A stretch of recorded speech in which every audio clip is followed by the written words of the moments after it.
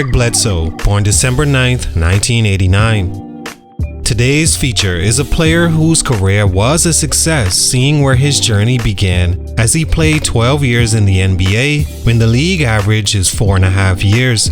He was this close to becoming an all-star with the Phoenix Suns from 2015 to 17, where he had back-to-back seasons with averages of 20 and 21, adding more than 6 assists each season. He shot a career high from 3 and played the most minutes of his career during that span, even though dealing with an injury, a poor team, and a crowded backcourt. Eric Bledsoe, make no mistake, had a pretty good basketball run, averaging at least 15 points per game since his 4th season and every year since, until what would be his second to last season at 30 years old. But as far as the expectations of him early on, some even comparing him to if LeBron James played the point guard position, for his physical build and athleticism at a young age all through college and leading into the NBA, much more was desired. When the Clippers took him in the first round in 2010, they felt they had their franchise point guard, even though that only lasted 3 seasons before he was traded to the Suns, having his best years before they too dealt him to the Milwaukee Bucks. With that team, he was pretty solid, even helping them to the Eastern Conference Finals in 3 years, but with his skill set, the fit wasn't ideal, and that would be as far as they got with Eric at point. As the years went by, Bledsoe's game, in ways we'll talk about, grew further and further from what the NBA was looking for before it was all over in 2022 at 32 years old. Before the NBA, Eric Bledsoe was a standout amateur prospect, ranked the 3rd best point guard in the country leaving high school, with a scholarship offer to the hottest school in the country in Kentucky, a school and coach that were in their prime when it comes to sending prospects to the NBA. At one point, if you played for John Calipari with some standout amateur achievements, you were almost sure a spot in the NBA draft. The Clippers were in complete rebuild mode prior to Bledsoe being drafted, and with point guard being one of the focal points in a team's rebuild process, they took a chance on him at 18, with Kentucky being the hottest named team in the NCAA behind high-profile DeMarcus Cousins and of course the future #1 overall pick John Wall. But thereafter, Eric Bledsoe's growth was slow to catch on to the pace of the game and needs of the team. He played for 4 different teams since his time in LA, picking up a few All-NBA defensive teams along the way and being an above-average point guard that built a decade-plus career at the top level. A success story indeed, but for these reasons, Eric Bledsoe may have still missed out on his potential ceiling. What happened? Let's talk about it. Salute to Mr. Creative on IG for this request. It's your boy JC Stunted Growth. Get it. Take a minute to like, subscribe, and comment on who I should do next.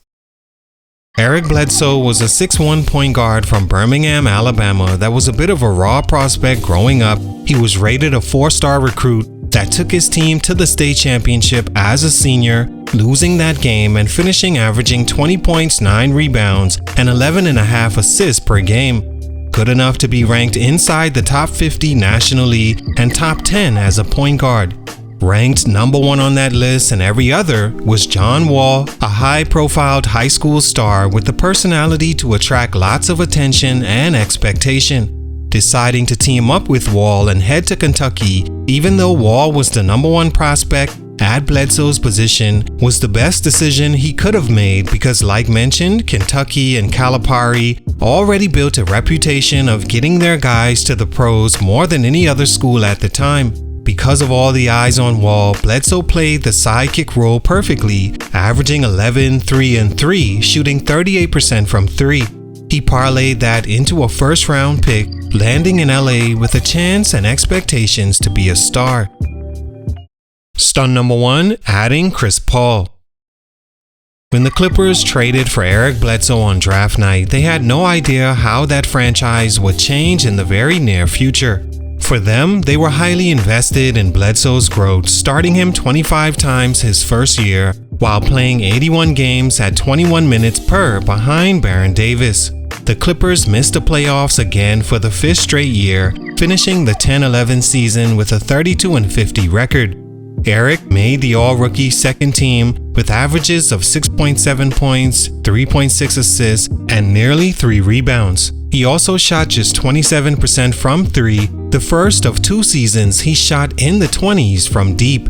After the season, the team felt Bledsoe wasn't bad for a rookie, and he won an award making the all-rookie team. But for a few reasons, it was clear he wasn't going to be their guy at point going forward. One, because he wasn't exactly the scorer they thought his game could translate into. On December 8, 2011, the Hornets and Lakers had an agreed-upon deal involving Chris Paul linking with Kobe Bryant. Paul was supposed to be a Laker before the NBA and Commissioner David Stern, who controlled New Orleans while they were looking for a new buyer, nullified the deal, saying New Orleans would be better off keeping Chris Paul. December 14th, the now Pelicans decided to give up Chris Paul, sending him to the Clippers instead in Bledsoe's second year.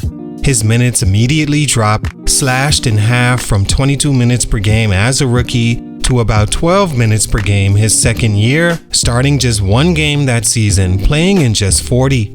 The rest of the time, he was with the team's affiliate Bakersfield Jam of the Development League, while Chris Paul was helping create Lob City and bringing playoff basketball back to the team. They made the conference semifinals that season, Paul now firmly in the position the team hoped Bledsoe would end up, except he was nowhere ready to lead that team where Chris Paul did, if nothing else, giving new life to a side of town that desperately needed it.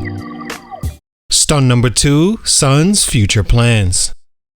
After being traded to Phoenix from the Clippers, Bledsoe improved greatly over the next 4 years, even having back-to-back seasons averaging at least 20 points per game, 4 rebounds, and 6 assists. With that said, the Suns watched Bledsoe in games and practice, determining he most likely wasn't their future at point or anywhere else in their future plans. Make matters more complex, Bledsoe was in pout mode also, asking the team to trade him in 2017-18, posting on Twitter that he didn't want to be there anymore, forcing the team to not just trade him but also take a loss on the side of their future plans. For that tweet, he received a fine of $10,000, and the Suns then waived him, shipping his belongings to his home and asking him not to return. He spent 3.5 years with the team, where he had his best years in 2015-16 and 2016-17. The Suns also weren't shy about adding a new point guard to the team, and it frustrated Bledsoe to the point he requested a new scenery, granted November 2017, when they traded him to the Milwaukee Bucks. Not bad, right? He gets to play with one of the best players in the league in Giannis, who could also take some of the pressure off him on offense. He was good in Phoenix, but once again had to start all over with the Bucks, another team that didn't exactly fit his game. Had the Suns choose to work things out with Bledsoe, it could have been a good fit down the line, but after their relationship soured, Bledsoe had no choice but to be removed. Stunt number 3, shooting struggles. One of the main reasons Eric's career didn't exactly reach his potential is because he wasn't the greatest of shooters from deep, which is a must as a guard in today's NBA. A point guard that struggles shooting can expect defenders to force him into a non-confident shot as it clanks off the side of the rim.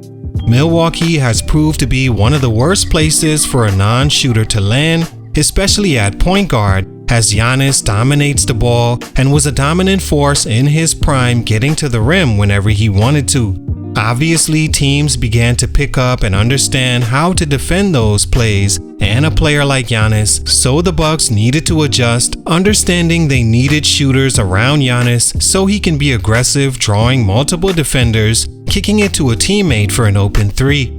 The problem with that is Bledsoe wasn't exactly the outside shooter you could count on, and it stunted the growth of the team, having a guy who wasn't a threat from 3 out there. Like mentioned, the Bucks went to the conference semifinals in Bledsoe's time there, but to get over the hump, they needed better offense, one that fit what their star Giannis was doing. They traded Bledsoe for Drew Holiday, who helped them to a championship in 2021. All in all, Eric Bledsoe was a nice player who struggled in areas that would be needed in the modern game. His lack of size or jump shot, and also his athleticism deteriorating over time, held him back from who many felt he could have been. Very solid career, but for these reasons, his growth was stunted. Salute, much respect. It's your boy JC Stunted Growth, and I'm out.